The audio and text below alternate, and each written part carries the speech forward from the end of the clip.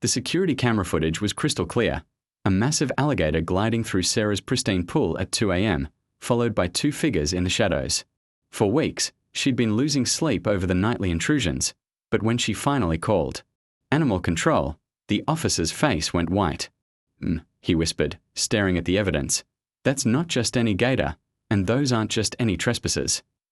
What Sarah discovered next would shatter everything she thought she knew about her quiet suburban neighborhood and the family living right next door.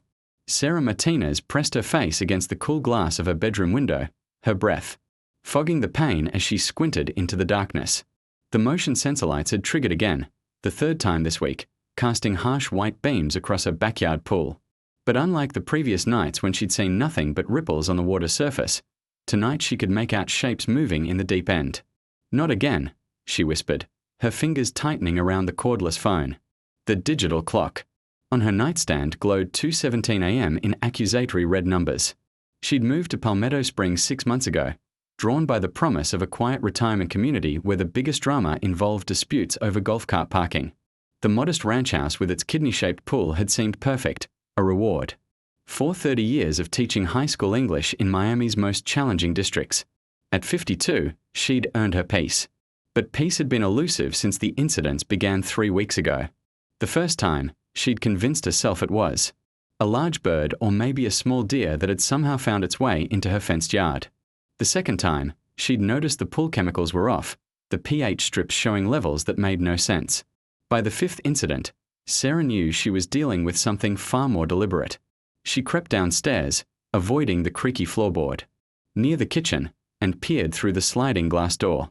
The pool lights were on, lights she distinctly remembered turning off before bed.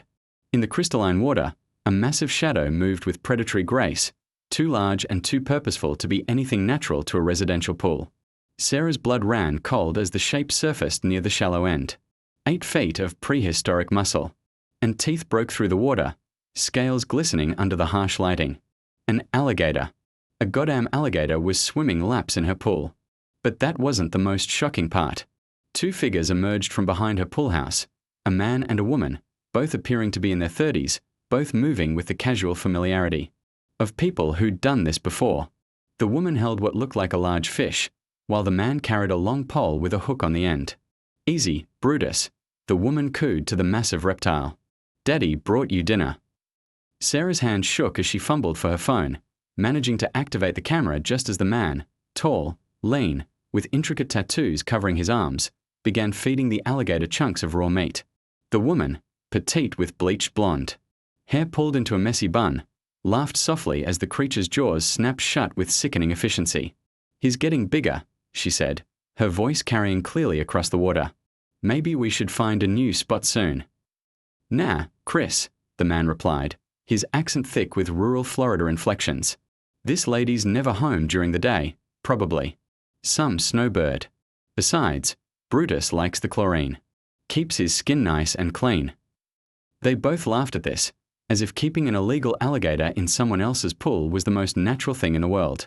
Sarah's teacher instincts, honed by decades of dealing with difficult students, warred with her survival instincts.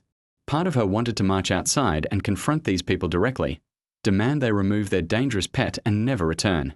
But the rational part of her brain, the part that had kept her alive through 3 decades in inner-city schools, recognized the tattoos on the man's arms. Prison ink. Gang symbols she'd learned to identify during her years teaching kids who'd grown up hard. These weren't just inconsiderate neighbors. These were people who thought they could take whatever they wanted. She recorded for another 10 minutes, capturing clear footage of both individuals' faces, the alligator, and most importantly, their license plate as they loaded their gear into a beat-up Ford pickup truck. The woman, Chris, gave Brutus one final pat on his massive snout before they disappeared into the night, leaving Sarah alone with 8 feet of apex predator in her backyard. The alligator seemed content to float in the heated water, occasionally diving to the bottom before surfacing again with an almost peaceful expression. If Sarah didn't know better, she might have thought it was enjoying itself. She didn't sleep for the rest of the night. The next morning, Sarah stood in her kitchen cradling a cup of coffee that had long since gone cold, staring at the pristine pool through her sliding glass door. If not for the video on her phone and the distinctly fishy smell lingering in the air, She might have convinced herself the whole thing had been a nightmare. But there was also the matter of her pool skimmer, which now contained several large scales and what appeared to be a fragment of fish bone. At 9 a.m. sharp, she called Palmetto Springs Animal Control. Animal Control, this is Officer Ramirez. Yes, hello. I need to report an alligator in my pool. A pause. Did you say an alligator? Yes. A large one. 8 feet, maybe more. And it's not wild. It belongs to someone. I have video of them feeding it in my pool last night. Another, longer pause. I'm going to need you to repeat that. You're saying someone is keeping an alligator as a pet and using your pool. That's exactly what I'm saying. They've been doing it for weeks. I have clear footage of 2 people, their vehicle, everything. Can you send someone out today? Yes. I'm going to send our senior officer, Bill Hendricks. He's dealt with exotic animals before. Can you text me that video? Sarah provided her address and phone number, then sent the clearest clip she'd captured. 20 minutes later, her doorbell rang. Officer Bill Hendricks was not what Sarah had expected. Instead of the young, eager wildlife control officer she'd envisioned, Bill was a weathered man in his 60s with the kind of deep tan that spoke of decades under the Florida sun. His uniform was pressed but worn, and his eyes held the wary intelligence of someone who'd seen things that most people couldn't imagine. Mrs. Martinez? I'm Bill Hendricks, Senior Animal Control Officer. I understand you've got an unusual situation. Here. That's putting it mildly, Sarah said, leading him through her house toward the backyard. Did you watch the video I sent? Bill nodded, but his expression was troubled. I did. And I have to ask, are you certain about what you saw? Because what you're describing, it's not just illegal animal possession. If that video is authentic, we are looking at something much more serious. They stepped onto the patio, and Bill's trained eye immediately scanned the pool area. He knelt beside the water, examining the chemical levels with a test kit from his truck, then studied the pool skimmer's contents. Definitely been an alligator here, he confirmed, holding up a scale the size of a quarter. Big one, too. Mrs. Martinez, I need you to understand something. In my 25 years doing this job, I've seen maybe 3 cases of people keeping alligators as pets. And in every single case, there was a lot more going on than just someone who wanted an exotic animal. What do you mean? Bill stood, his joints creaking audibly, and fixed her with a serious stare. People don't just keep gators for fun. They're expensive to feed, dangerous to handle, and impossible to hide for long. When someone's willing to take that risk, it's usually because the animal serves a purpose. And given the size of the one in your video. He trailed off, studying the footage again on his tablet. What purpose? Sarah pressed. Drug running. Intimidation. Disposal. Bill's voice was flat, matter-of-fact. A gator that size can make a human body disappear in about 6 hours. No trace, no evidence. Sarah felt the blood drain from her face. You think these people are? You think they're criminals? I think these people are using your pool as a convenient habitat for what amounts to a living weapon. And now that you've got them on camera, you might be in more danger than you realize. As if summoned by his words, the sound of a truck engine rumbled from the street. Sarah and Bill both turned toward the front of the house, where a familiar beat-up Ford pickup was slowly cruising past, its tinted windows reflecting the morning sun like dead eyes. The truck stopped directly in front of Sarah's driveway. Officer Hendricks, Sarah whispered, her voice barely audible. I think they know we are here. Bill's hand moved instinctively to his radio, but before he could key the microphone, the truck's engine roared to life and the vehicle sped away, leaving only the acrid smell of burning rubber and the terrible certainty that Sarah's quiet retirement had just become Sarah's legs gave out, and she sank into one of her patio chairs, the weight of Officer Hendricks' words crushing down on her like a physical force.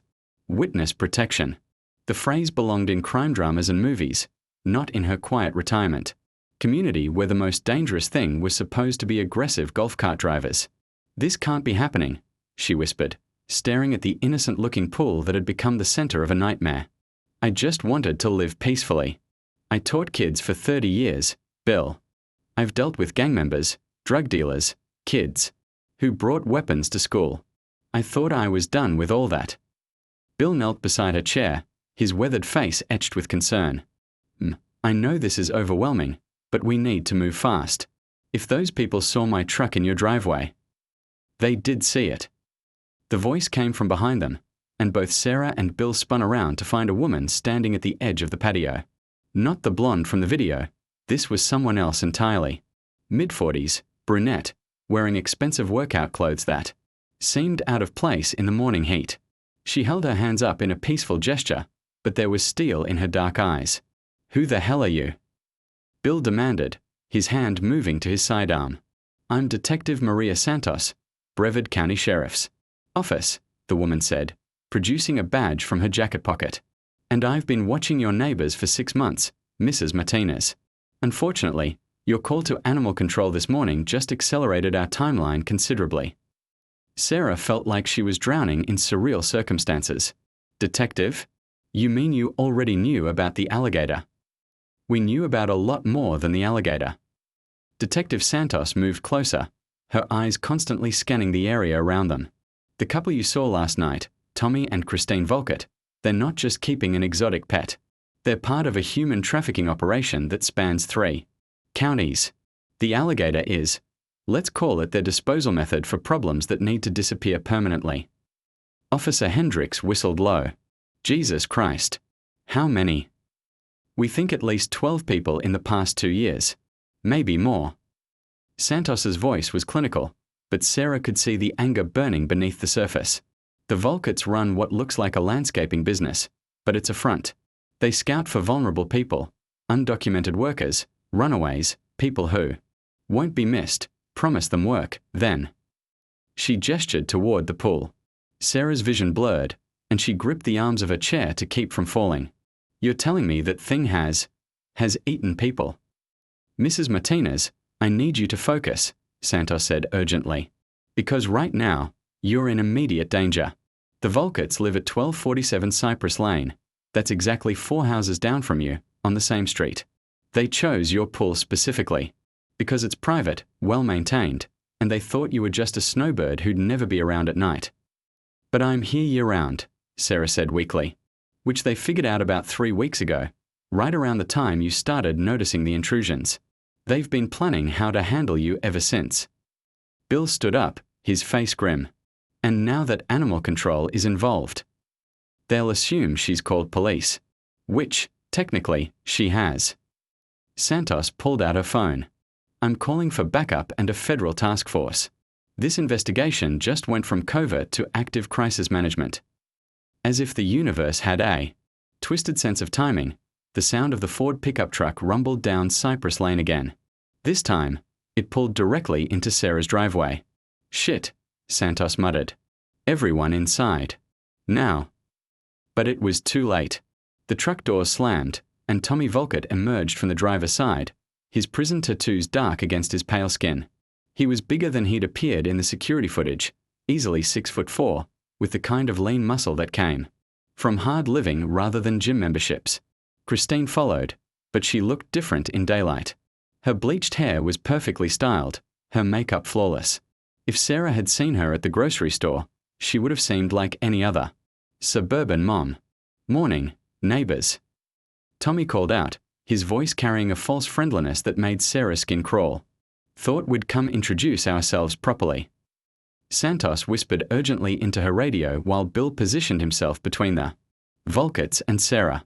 But Tommy's predatory gaze had already locked onto the animal control officer's uniform.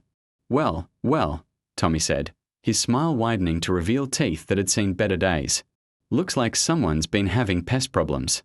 "That's unfortunate, Mrs. Martinez," Sarah found herself saying, her teacher voice automatically engaging, despite her fear. "Sarah Martinez. And you're trespassing on my property." Christine laughed, a sound like breaking glass. "Honey, we are just being neighborly. See, we heard you might have some concerns about local wildlife, and we wanted to offer our services. My Tommy here, he's real good with difficult animals." "Is that so?" Bill stepped forward, his hand resting on his radio. "And what kind of services would those be?" Tommy's eyes narrowed as he studied Bill's uniform more carefully. You know, Officer Hendricks, is it? I'm thinking maybe there's been a misunderstanding here. See, sometimes in neighborhoods like this, people think they see things that aren't really there. Stress of retirement, new environment, maybe some medication interactions. Are you suggesting I'm hallucinating? Sarah's fear was rapidly being replaced by the indignation that had served her well in countless parent-teacher conferences with bullying parents.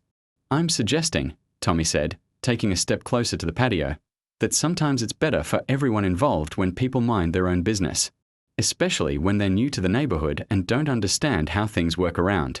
Here. Detective Santos chose that moment to step out from behind the sliding glass door, her badge prominently displayed. Tommy Volkert, Christine Volkert, you're both under arrest for suspicion of human trafficking, murder, and violation of exotic animal possession laws. The change in Tommy's demeanor was instantaneous and terrifying. The fake smile vanished, replaced by the cold calculation of a career predator. His hand moved to his waistband, but Bill was faster, drawing his sidearm with surprising speed for a man his age. Don't even think about it, Bill warned. But Christine was already moving, pulling a cell phone from her pocket. Backup's coming, baby, she called to Tommy. And they're bringing Brutus's big brother. Sarah's blood turned to ice water. Big brother. Tommy's laugh was genuinely amused now. You didn't think we only had one, did you? Brutus is practically a pet compared to Caesar. 14 feet of pure appetite, and he hasn't been fed in 3 days. The sound of multiple vehicles approaching at high speed filled the air, but they were coming from 2 different directions. Santos's backup from the east, and what Sarah could only assume were Tommy's associates from the west. Mrs. Martinez. Detective Santos said, her voice deadly calm as she kept her weapon trained on the Volkerts. I need you to go inside, lock all your doors, and get to the safest room in your house. Right now. But before Sarah could move, a new sound joined. The cacophony of approaching sirens and engines. A deep, primordial bellow that seemed to shake the very ground beneath their feet. It was coming from the direction of the Volkerts' house, and it was getting closer. Tommy's grin was purely feral now. Looks like Caesar's awake. And when he gets here, we are going to have ourselves a real neighborhood barbecue. The sound came. Again, closer this time, followed by the unmistakable crash of something massive moving through the underbrush between the houses. Detective Santos's radio crackled with panicked voices reporting that the 14-footer is loose and it's heading towards Cypress Lane. As if the morning couldn't get any more surreal, Sarah realized that her quiet retirement community was about to become the site of what was essentially a war zone, with a prehistoric killing machine as one of the combatants. Officer Hendricks. She said, surprised by the steadiness of her own voice, I think we are going to need a bigger gun. The next 60 seconds unfolded like a fever dream choreographed by chaos itself. Detective Santos's backup arrived first. 3 unmarked sedans and a SWAT van that squealed into Sarah's driveway with tactical precision. But before the officers could even exit their vehicles, Tommy's reinforcements roared up from the opposite direction. 2 modified pickup trucks and a cargo van, all bearing the logo of Volkert Landscaping Solutions. Sarah found herself caught in the middle of what looked like a suburban standoff, except for the minor detail that somewhere in the rapidly deteriorating situation was a 14-foot prehistoric killing machine with a 3-day appetite. This is Detective Santos, Brevard County Sheriff's Office. Santos shouted over the mechanical symphony of slamming doors and racking shotguns. Everyone on the ground, hands visible. Tommy's response was to whistle sharply, 2 quick blasts followed by a long one. It was clearly a signal, because the men emerging from the landscaping trucks immediately began spreading out in a practiced formation that suggested military training. You picked the wrong neighborhood to play hero, detective, Tommy called back. See, thing about Caesar is, he doesn't distinguish between cops and civilians when he's hungry. And right now, he's very, very hungry. The massive bellow came again, so close now that Sarah could feel it vibrating through the concrete beneath her feet. Through the gap between her house and her neighbors, she caught a glimpse of something that defied rational thought. A massive tail, easily 3 feet wide, sweeping through the manicured landscaping like a bulldozer made of muscle and scales. Officer Hendricks grabbed Sarah's arm. We need to get you inside right now. But Sarah had spent 3 decades teaching in schools where lockdown drills were monthly occurrences, where the difference between a fire alarm and a security threat could mean life or death. Her survival instincts, honed by years of protecting teenagers from dangers both inside and outside the classroom, kicked into overdrive. "No," she said firmly. "Inside, I'm trapped. Out here, I have options." She was proved right when Caesar made his dramatic entrance. The massive alligator emerged from between the houses like a living nightmare, his 14 feet of prehistoric fury moving with surprising speed across Sarah's carefully maintained lawn. His head alone was the size of a coffee table, and his yellow eyes held the cold intelligence of an apex predator that had never learned to fear humans. But Caesar wasn't moving randomly. He was responding to Tommy's signals, and his target was clear: the cluster of law enforcement officers who had turned Sarah's retirement paradise into a crime scene. "Jesus Christ," one of the SWAT officers breathed, his assault rifle suddenly seeming inadequate against the armored mountain of scales and teeth bearing down on them. Detective Santos, to her credit, didn't panic. "Tranquilizer protocols," she shouted. "Animal control, what's your dosage recommendation for a target this size?" Bill Hendricks was already pulling equipment from his truck. I've got enough. Elephant tranquilizer to drop a rhinoceros, but I need a clear shot and at least 30 seconds for it to take effect." 30 seconds we don't have," Santos replied, as Caesar's attention shifted toward the sound of Bill's voice. That's when Christine decided to escalate the situation beyond all reason. From her position near the landscaping trucks, she pulled out what appeared to be a cattle prod, except it was easily 4 feet long and crackling with electrical energy. "Caesar, honey," she cooed in the same tone she'd used to address Brutus the night before, "Mama's got your favorite toy." She activated the prod, sending arcs of electricity dancing across its length, and Caesar's massive head swung toward her with obvious recognition and anticipation. Sarah felt her blood run cold as she realized what she was witnessing. "She's trained him to associate electricity with feeding time," she whispered. "What?" Detective Santos snapped. "The cattle prod. She's conditioned him to expect food when he hears that sound. That's how they controlled him during the—" Sarah couldn't finish the sentence, but everyone understood. Tommy's laugh cut through the tension like a rusty blade. "Smart lady. Yeah. Caesar here gets real excited when he hears his dinner bell. And right about now, he's probably wondering why there are so many people in his dining room." As if summoned by his words, Caesar's massive tail swept across the patio furniture, sending Sarah's carefully arranged outdoor dining set flying like toys. One of the metal chairs struck the side of her house with a crash that shattered her kitchen window. But the sound also triggered something unexpected. From her pool, still glowing under the artificial lights, came an answering bellow. Brutus, who had apparently remained in the water throughout the night's chaos, was responding to his larger companion's presence. "2 of them," one of the SWAT officers said flatly. "We've got 2 of them." "Actually," Tommy said, his grin widening. "Impossibly, we've got 3. On cue, a third sound joined the prehistoric conversation, this one coming from the direction of the street, where a large livestock trailer had just pulled up behind the landscaping trucks. The trailer was rocking violently from side to side, and the sounds emerging from within suggested something even larger than Caesar. "Meet Goliath," Christine said sweetly. 16 feet of pure appetite. "We were saving him for a special occasion, but I think this qualifies." Detective Santos's radio crackled with increasingly frantic updates. Multiple exotic animals loose in residential area, requesting immediate backup from Florida Fish and Wildlife, civilian evacuations in progress. But Sarah was no longer listening to the radio chatter or the shouted commands, or even the terrifying sounds of the alligators communicating with each other in their ancient language. Instead, she was remembering something from her teaching days, specifically, a unit on animal behavior she'd taught as part of an interdisciplinary science project. Territorial disputes. Alpha behavior. The hierarchy of apex predators. "Detective Santos," she called out, her voice cutting through the chaos. "The cattle prod. Can you get it away from Christine?" "Why?" Santos replied, but she was already moving, using the cover of the SWAT van to flank around toward Christine's position. Because if Caesar is conditioned to respond to that sound as a dinner bell, and Brutus is already agitated by Caesar's presence in his territory, then when Goliath gets released. She didn't need to finish. Santos understood immediately. The 3 alligators wouldn't just view the humans as prey. They'd view each other as competition for the same food source. and when apex predators competed for food in a confined space. The results were historically catastrophic for everyone involved.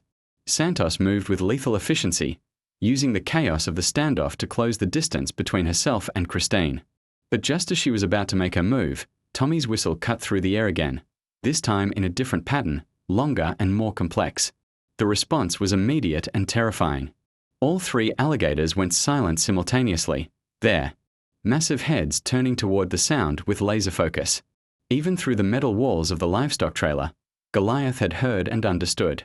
"That's the hunting signal," Tommy said, his voice dropping to a conversational tone that was somehow more frightening than his earlier threats. "See, most people think gators are just dumb predators, but they're actually pretty smart when you know how to communicate with them. And right now, they're all listening for one specific sound." He pulled out his own cattle prod, this one even larger than Christine's, the sound that tells them dinner is served. As Tommy raised the prod toward the sky, Sarah realized that her quiet retirement community was about to become the site of the most horrific feeding frenzy in Florida history, and she was standing directly in the middle of the killing ground. But 30 years of teaching had taught her one crucial lesson. Sometimes the only way to survive chaos was to create even bigger chaos. Sarah Martinez, retired high school English teacher, picked up the largest piece of patio furniture that Caesar's rampage had left intact, a heavy wrought iron table, and hurled it directly into her own swimming pool. The splash was enormous. The crash was deafening, and the effect on Brutus was immediate and explosive.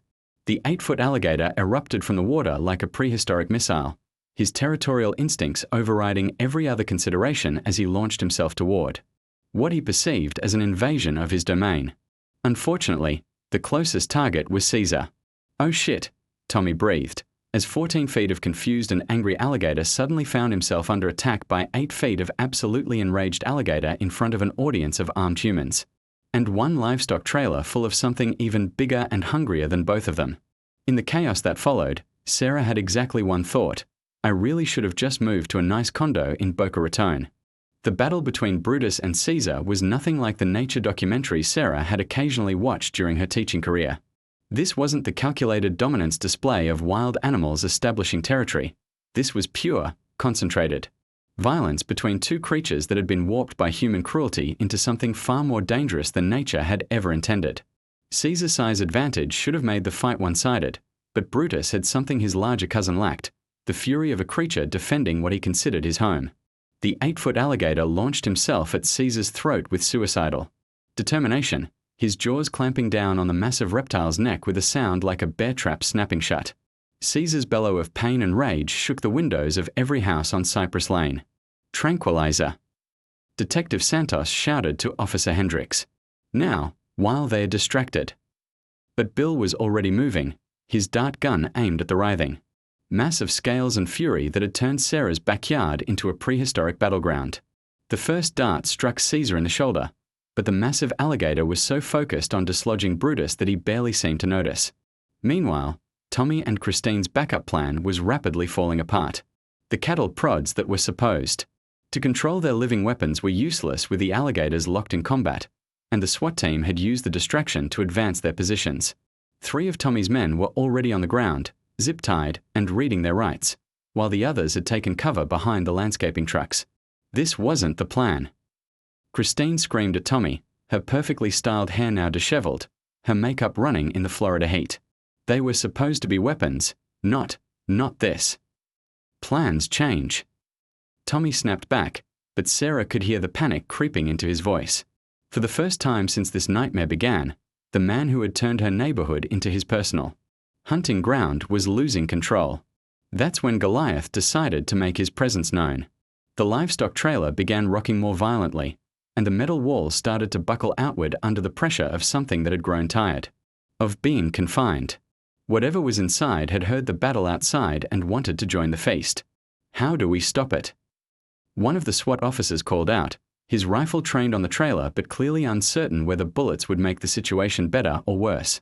Sarah found herself answering before she'd consciously decided to speak. "You don't stop it. You redirect it." Detective Santos looked at her with new respect. "What do you mean?" "I mean we are thinking about this all wrong. We can't control the alligators. Tommy and Christine barely could, And look how that turned out. But we can influence where they go. As if to punctuate her point, Caesar finally managed to shake Brutus loose, sending the smaller alligator flying across the patio. Brutus landed hard against Sarah's pool house, the impact cracking the wooden siding, but he was already scrambling to his feet, his yellow eyes fixed on Caesar with undiminished fury. "They're territorial," Sarah continued, her mind racing through everything she remembered about predator behavior. "Brutus considers my pool his domain. Caesar thinks this whole area is his hunting ground. When Goliath gets out, he's going to try to establish dominance over both of them." "So?" Santos demanded. "So we give them what they want, territory. Just not here." Sarah pointed toward the street, where the chaos had drawn curious neighbors out of their houses despite the police warnings. "There's a retention pond at the end of Cypress Lane, big enough for all three of them, and far enough from houses that civilian casualties become manageable." Officer Hendricks was already nodding. "Bait them toward the water. Let them sort out their own hierarchy away from people." "But what's the bait?" Santos asked. Sarah's answer was interrupted by the sound of metal tearing. Goliath had finally breached his mobile prison, and the sight of him emerging from the ruined trailer defied every rational thought Sarah had managed to maintain. 16 feet of prehistoric nightmare unfolded in the middle of her suburban street, like something from a fever dream. Goliath was massive enough that his head scraped the power lines as he rose to his full height, and his scales had the dark, scarred appearance of an animal that had survived fights that would have killed smaller predators. But most terrifying of all was his intelligence. While Brutus and Caesar were locked in their territorial dispute, Goliath surveyed the entire scene with calculating yellow eyes, assessing threats and opportunities with the patience of an apex predator that had never known fear. His gaze settled on Sarah. "Oh, fuck," she whispered. Goliath began moving toward her with the deliberate purpose of something that had made its decision and would not be deterred. Each step shook the ground, and Sarah realized with crystal clarity that no amount of teaching experience had prepared her for being selected as dinner by something that evolution had designed to be the perfect killing machine. That's when Tommy made his final, desperate play. Caesar. Brutus. Feeding time. He activated his cattle prod, sending electrical arcs crackling through the air, but instead of directing the sound toward the alligators, he aimed it at the cluster of law enforcement officers. The conditioned response was immediate and horrifying. Both Caesar and Brutus abandoned their fight and turned toward the sound, their predatory instincts overriding everything else. But Goliath, who hadn't been trained to associate electricity with food, continued his steady advance toward Sarah. "Move!" Detective Santos shouted, but Sarah was already in motion, her teacher reflexes finally catching up with the deadly mathematics of the situation. She ran toward her house, but not to hide inside. Instead, she grabbed the garden hose she'd been using that morning to water her flowers and turned the nozzle to its highest pressure setting. The stream of water struck Goliath directly in the eyes, and the massive alligator paused, more surprised than hurt. But the pause was enough. Officer Hendricks, moving with the speed and precision of someone who had spent decades handling dangerous animals, put his second tranquilizer dart directly into Goliath's neck. The dosage was enough to drop an elephant, and even a creature of Goliath's size couldn't ignore that level of pharmaceutical intervention. The massive alligator swayed, his yellow eyes growing unfocused, then crashed to the ground with an impact that set off car alarms throughout the neighborhood. "One. Down," Santos breathed. But Caesar and Brutus were still responding to Tommy's cattle prod, and their target was now a cluster of armed law enforcement officers who were trained to handle human criminals, not prehistoric predators. That's when Sarah remembered the most important lesson from her 30 years of teaching. Sometimes the best way to solve a problem was to remove the source of the problem entirely. She walked over to where Christine was cowering behind one of the landscaping trucks, picked up the woman's cattle prod, and smashed it against the concrete with enough force to shatter the electrical components into smoking fragments. Then she walked over to Tommy, who was so focused on directing Caesar toward the SWAT team that he didn't notice her approach until it was too late. "Mr. Volkert," Sarah said in her best stern teacher voice, "class is dismissed." She grabbed his cattle prod and broke it over her knee. The effect on Caesar and Brutus was immediate. Without the conditioning signal, both alligators stopped their advance and looked around in confusion, their primitive brains trying to process the sudden absence of the stimulus that had been driving their behavior. In that moment of confusion, Officer Hendricks put tranquilizer darts into both animals with the efficiency of a man who had spent his entire career waiting for exactly this moment. Within minutes, all 3 alligators were unconscious, the Volkets and their associates were in custody, and Sarah's backyard looked like a war zone from a very specific kind of nightmare. Detective Santos approached her as the paramedics were, checking everyone for injuries. "Mrs. Martinez, I have to ask, how did you know breaking the cattle prods would work?" Sarah looked around at the destruction of her peaceful retirement paradise, then at the 3 massive predators that were being loaded onto specialized transport vehicles, then at the handcuffed criminals who had turned her neighborhood into their personal hunting ground. 30 years of dealing with bullies, she said simply. Eventually, you learn that the best way to stop bad behavior is to remove the tools that enable it. As the last of the emergency vehicles pulled away from Cypress Lane, Sarah stood alone in her ruined backyard, surrounded by broken patio furniture, a crack pool, and the lingering smell of prehistoric terror. But for the first time in 3 weeks, she knew she would sleep peacefully. At least until the insurance adjuster showed up and tried to explain why alligator battle damage wasn't covered under her homeowner's policy. That, Sarah decided, would be a problem for tomorrow's version of herself to handle.